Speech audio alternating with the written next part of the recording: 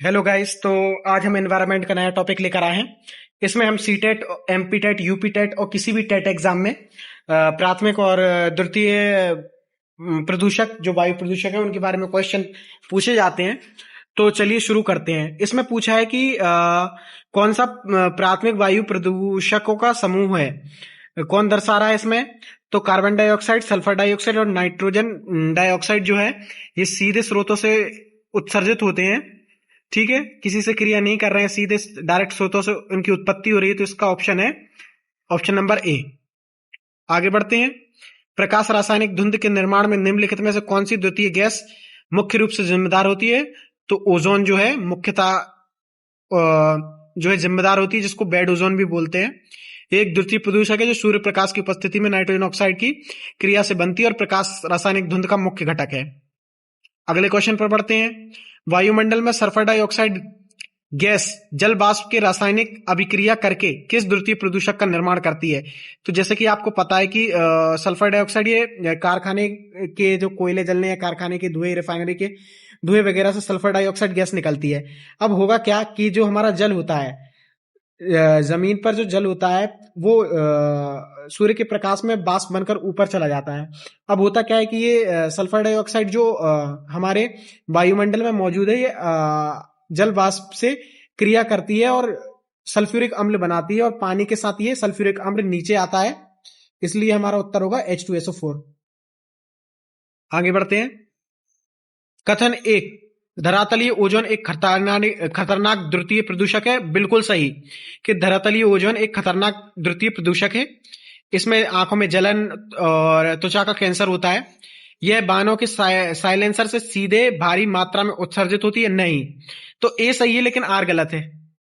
आगे बढ़ते हैं। क्योंकि ये वायुमंडल में रासायनिक अभिक्रियाओं से बनती है, आर इसलिए गलत है। परऑक्सी एसिटाइल नाइट्रेट का निर्माण किन प्राथमिक प्रदूषकों की सूर्य के प्रकाश में रासायनिक अभिक्रिया के कारण होता है? तो ये होता है नाइट्रोजन के ऑक्साइड होते हैं इसमें। तो हाइड्रोकार्बन नाइट्रोजन के ऑक्साइड इसमें सही उत्तर होगा। ठीक है, पेन एक जटिल द्वितीयक प्रदूषक है जो अंजले हाइड्रोकार्बन और नाइट्रोजन के ऑक्साइड के बीच सूर्य के प्रकाश यूवी अभिक्रिया से बनता है। निम्नलिखित में से कौन सा एक अजैव निम्नीकरण प्राथमिक प्रदूषण का उदाहरण है जो खाद्य श्रृंखला में जैव आवर्धन पैदा करता है? इसका सही उत्तर है डीडीटी। ठीक है, ये प्राथमिक प्रदूषण है जो खाद्य श्रृंखला में जैव आवर्धन पैदा करता है। जैव आवर्धन मतलब कि जो खाद्य विषाक्तन है, वो एक स्तर से दूसरे स्तर पर पहुंचती है, और सबसे ज्यादा जो उच्च स्तर है वहां सबसे ज्यादा विष की जो मात्रा है सबसे उच्च लेवल में पहुंच जाएगी। तो ये डीडीटी होगा। ठीक है, डीडीटी एक प्राथमिक प्रदूषण है जो पर्यावरण में सड़ता नहीं है और जैव आवर्तन बायोमैग्निफिकेशन का कारण खाद्य श्रृंखला में शीर्ष जीवों को नुकसान पहुंचाता है। एक बंद कमरे में अंगीठी जलाकर सोने पर व्यक्ति की मृत्यु दम घोटू गैस के कारण होती है। यह गैस प्रदूषकों का किस वर्ग में आती है? तो कार्बन मोनोऑक्साइड। ये हीमोग्लोबिन से तुरंत जुड़ लेती है। कार्बो हीमो ऑक्सलिक ग्लोबिन जो गैस है वो बनाती है, और ये इसको दम घुटकू गैस भी बोलते हैं। ठीक है, आगे बढ़ते हैं। इसका उत्तर होगा प्राथमिक प्रदूषक बोलेंगे इसको हम। ठीक है, अपूर्ण दहन से कार्बन मोनोऑक्साइड निकलती है जो प्राथमिक प्रदूषक है। जब वाहनों से निकलने वाली नाइट्रोजन डाइऑक्साइड सूर्य के प्रकाश से टूटती है तो कौन सी गैस निकलती है जो बाद में ओजोन का निर्माण करती है? तो जब नाइट्रोजन ऑक्साइड सूर्य के प्रकाश में टूटती है तो नवजात ऑक्सीजन का निर्माण होता है। यही नवजात ऑक्सीजन आगे चलकर हमारे वायुमंडल की ऑक्सीजन से क्रिया कर कर बेड ओजोन का निर्माण करती है जो सतह पर निर्मित हो रही है। इसलिए इसका ऑप्शन है नवजात परमाणु ऑक्सीजन। ठीक है, यहां पर देख सकते हैं आप कि नाइट्रोजन ऑक्साइड सूर्य के प्रकाश में टूटकर नाइट्रोजन ऑक्साइड और परमाणु ऑक्सीजन बनाती है। यह अकेला ऑक्सीजन परमाणु O2 से मिलकर ओजोन बनाता है। औद्योगिक धुंध, लंदन लंदन स्मोक जिसको हम बोलते हैं, मुख्य रूप से किन घटकों के मिश्रण से बनने वाला द्वितीय प्रदूषक है? ओजोन और धुआं, सल्फर डाइऑक्साइड और कोहरा, और या हम बोलेंगे नाइट्रोजन डाइऑक्साइड या कार्बन डाइऑक्साइड, या CFC, या हम इसको बोलेंगे कार्बन मोनोऑक्साइड। तो इसका उत्तर होगा हमारा ऑप्शन नंबर बी।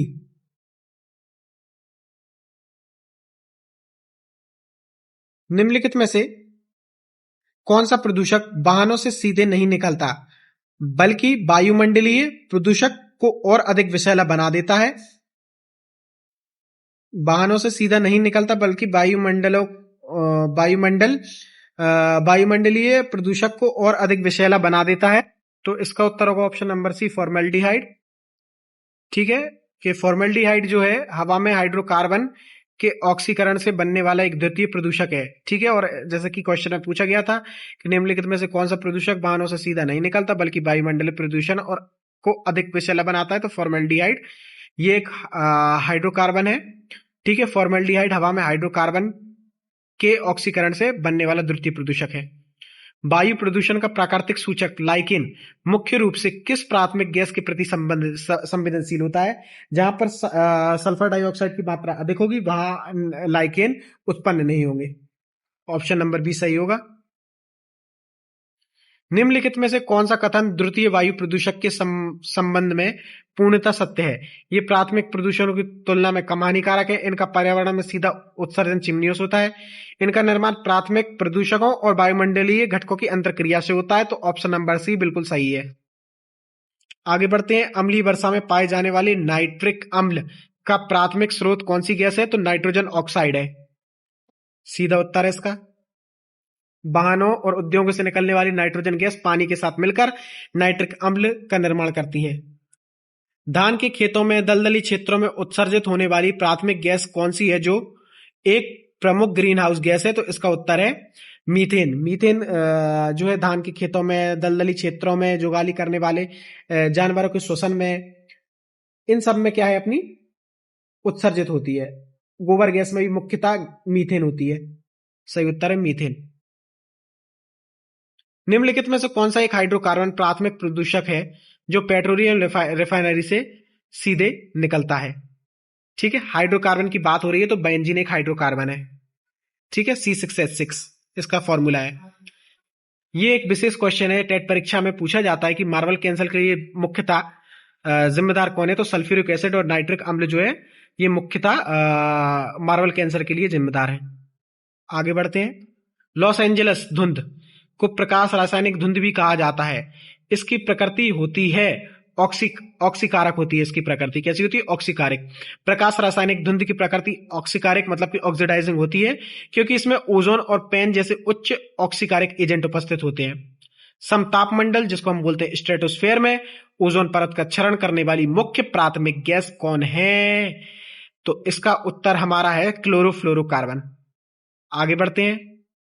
एक शिक्षक कक्षा में पढ़ाते हुए यह कहता है यह प्रदूषक फेफड़ों के एल्वुलाई वायु कोष्ठक को ब्लॉक कर देता है और सीधे कोयला खदानों में हवा में फैलता है। शिक्षक किस प्रदूषक की बात कर रहा है? तो यहाँ पर कणीय पदार्थ मतलब कि पर्टिकुलर मैटर की बात कर रहा है यहाँ पर। ठीक है, राख, धूल और कोयले के महीन कण PM10 या PM2.5 कणीय पदार्थ कहलाते हैं जो सीधे उत्सर्जित होने वाले प्राथमिक प्रदूषक हैं। याद रखना, आपको एक चीज याद रखनी है कि जो PM2.5 और PM10 है ये हमारे प्राथमिक प्रदूषक हैं। ठीक है, कैसे प्रदूषक हैं? प्राथमिक प्रदूषक हैं, प्राथमिक वायु प्रदूषक। गैसीय प्रदूषकों के संदर्भ में निम्नलिखित में से कौन सी प्राथमिक गैस रक्त के हीमोग्लोबिन के प्रति ऑक्सीजन की तुलना में 200 गुना अधिक आकर्षित रखती है? तो कार्बन मोनोऑक्साइड। ये मैं आपको पहले भी बता चुका हूं।